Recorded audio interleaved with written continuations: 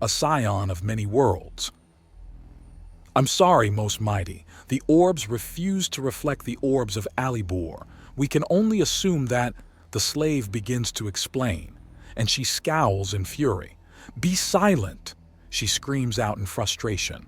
A cry for help about some insane army setting up walls surrounding Alibor overnight and beginning a siege was one thing. But for everything to go silent after? What was going on? What? The sun-facing wall shatters and the roof is reduced to dust, screaming upwards into the sky. The most mighty would scream if not for the metal fist wrapped around her throat, and her guards would move if not for the gigantic blade of purest burning light being held at them.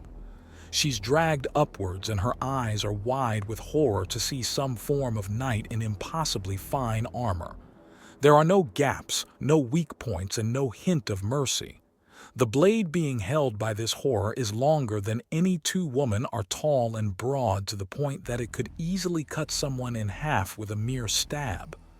Her hands try to find purchase on the gigantic hand of the knight and keep slipping off the impossibly smooth metal that shimmers so brightly that it can only be freshly polished. There aren't even eye holes or visible straps in the armor. Not to say she can't tell that she's having her very soul examined by this monster. The distinct V-shape on the front of the helmet gives the slight impression of a face, showing the lines where the mouth and eyes are. Good morning. I'm here to discuss your imminent and unconditional surrender, the knight says in an unreasonably deep tone. She would give the knight an answer, but she still can't so much as breathe, let alone speak. Earlier that morning. So you actually conquered Miru by showing up in their throne room, breaking the throne and sitting on it while invisible before treating their empress like a child? Gear asks Jasper in a stunned tone, and the gigantic Earthani shrugs. I also had an army surrounding the city and made it all public with their own announcement system. But yes, it would be completely fair to say I won that day by simply acting like I won the moment I showed up. Jasper remarks. Of course, being able to effortlessly best their empress also added to it. Is this the same empress you figured out was a puppet by a controlling religious organization and took as a ward? Zavaya? Yes, I wonder how she'll react to this. Jasper considers as he opens and closes his claws a few times. The almost diamond-like glaze overtop of the now metallic claws makes an almost musical clicking noise as the spear-like fingers impact each other. Oh God, the moth monster is even more dangerous now. Oh God, Charizard asks in a complete deadpan. Buddy, I'm already dealing with one teenager. Your ass don't have enough sass to even ding me, Jasper says, and there's a snort of amusement. Still, the faster we get control, or at least completely unbalance the remaining slaver cities, the more time we have to completely turn things over to our control. Incidentally, they also have secret names they don't let anyone outside of the cities know, Banshee remarks, walking up. She had been speaking with the freed slaves, and a lot of the forgotten were gaining more and more memories of their time in the days. None of them were happy about the things they were forced to do. Even the more simple ones that merely held candles had memories of their hands burning under the dripping wax, even as their arms burned with exhaustion, but having not even the will to let go of the burning candle or let their arms drop. The sheer helplessness of being unable to so much as flinch away from pain, trapped in their own minds, unable to feel anything but the pain and exhaustion, and unable to so much as blink out of turn. Being unable to stay dead was bad. Being unable to breathe without permission was worse. Well, whatever they call their cities. We're locking them down and getting the slaves out. We have some experience now. I'll be reinforcing wherever I can. But we need to hit them simultaneously to stop them from reinforcing each other. No doubt their armies are already mustered to try and reinforce here. So we need to pin them, Jasper says, and there's nodding.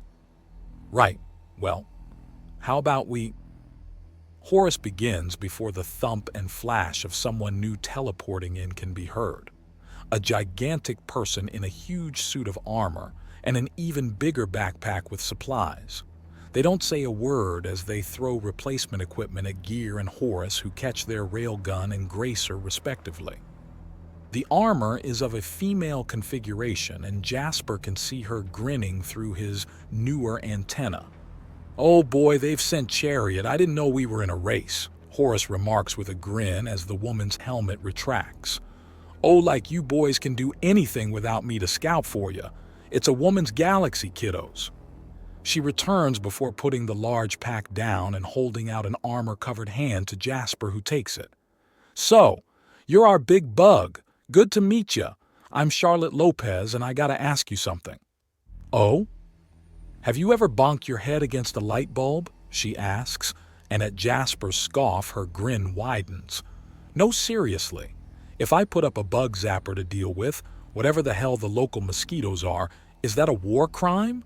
Will I be dragged in for fragging a friendly?" "No, don't worry. By the time an Urthani gets their wings, we're usually smart enough to stop poking the glowing things just to see what happens. Of course, I'm also a scholar, so it's my job to poke. So, actually, yes, do worry." Jasper jokes, and she openly swallows a burst of laughter. "Fantastic. Also good to see you've got a sense of humor. Not sure where you got it from, though. Mr. Drink Mixer here needs to get proper drunk for a real sense of humor to come out." "I'm not that bad," Horus protests. "A local wasn't using theirs, and I was feeling grabby at the time." Jasper replies, "Hey." Horus notices that the answer was not in his favor. "Good. Nice to see there's some hope for the blues after all." "Screw you too, Chariot." Horus grumps and rolls his eyes as the woman sticks her tongue out at him. "Right. So I poured it in on a planning session. Maybe before it kicks off again there should be a wait?" "The next couple of guys will be here shortly, and endlessly repeating things is just annoying," Chariot offers. "Sounds good. Why'd they send you first in particular? Or is the name something to do with being good at carrying things?" Jasper asks. "What? No. I like going fast. Vehicles. It's hard to have more fun than when your car is also your body armor, and even better when you can break the sound barrier on a jump." "She got busted for more than a few drag races growing up," Gear remarks. "Hey, I was properly acquitted and you know it," Chariot protests. "All right, the plan isn't hard anyways. Park an army around the city to paralyze the armies and hit the leadership so hard they don't know which way is up. By the time they can see straight again, it's all over and we've got reinforcements here. Easy enough, I hope," Jasper says. "Oh, can I hit one of the cities?" Chariot outright begs. "What the hell is with you giants? Do you just love combat or something?" Banshee demands. "Sorta," Charizard notes. "Not technically," Gear replies in a dodgy tone of voice. "It's not so much the hurting people part as the winning part." Horus says slowly. "Yes, but few people will openly admit it," Jasper says. "Dude, don't let the civvies know that." "What? There's nothing wrong with loving your job," Jasper protests, and Gear starts to laugh helplessly as Chariot outright cackles. "Bloodthirsty, are we?" Banshee's tone is more teasing than anything. More action-hungry little lady. The thrill and rush of a desperate fight, the satisfaction of a win. "It's amazing," Chariot admits. "Right. Well, how soon will the rest be here?" Jasper asks. And there's another boom of a teleport. "Oh? So the irony is how we're timing things today? Fine then. There's no way in hell any more are coming out." "Nice try," Horus says, after nothing spontaneously teleports in after Jasper speaks. Back in the throne room. "So, I await your answer. Do I have your unconditional surrender, or do I get to have some real fun?" he asks as she grabs at his armor. "Who are you?" she demands. "Lieutenant Felix Marcus, aka Gear of the Undaunted Titan Squadron. I thought the Giant was an Urthani called." She runs out of breath before she can finish her question, and Gear smirks. "Oh, Jasper, he's a squad member, an equal. Or did you think he was the only Titan? Gear asks. Now then, do I have your surrender? Unconditional and complete? I'm ready to level this castle and everyone in it. You can't. There will be... The shadow has been bested. I saw it with my own eyes. Ali Bor has been fed into the ocean itself with only the walls that were used to trap it remaining. Do you want this city to join it in death? What do you call this place? Archasa. Shall there be an Archasa sinkhole? I will throw this wretched city into a pit so deep the sun will never shine upon it again if I must. Don't! No! I won't let you! She cries out. His grip is somewhat slacker now and she can breathe easier, but it's only helped to deepen the horror. There is something above them projecting the image of what is happening in the room above, and their voices are booming over the city so loudly that a footfall would sound more like thunder. Her shame and weakness is being broadcast for everyone to see. Then you surrender? It is the only way this ends with you and yours alive, Gear asks, and the Most Mighty tries to regain some dignity. Very hard when you're being effortlessly held up by the neck. You talk big for a coward hiding behind armor. The only words that you can say which mean anything to me are yes or no. Do you surrender? No, she answers.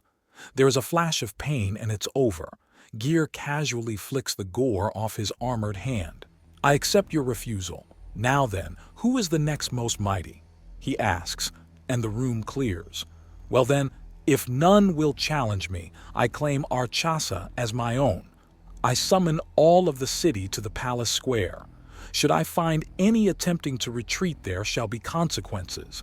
Life as you knew it is over, and should any of you wish to preserve the city as is, you are free to challenge me. Alone or as an army, it makes no difference to me. He then leaves the room through the main door, not bothering to open it at all as he just plows through the foot-thick timbers without even slowing down.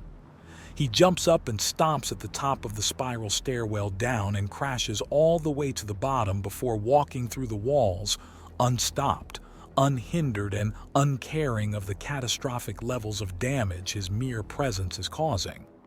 Up in the swaying towers, where countless glass baubles and trinkets have shattered onto the floor, a desperate Most Mighty is searching for some kind of aid from the other cities.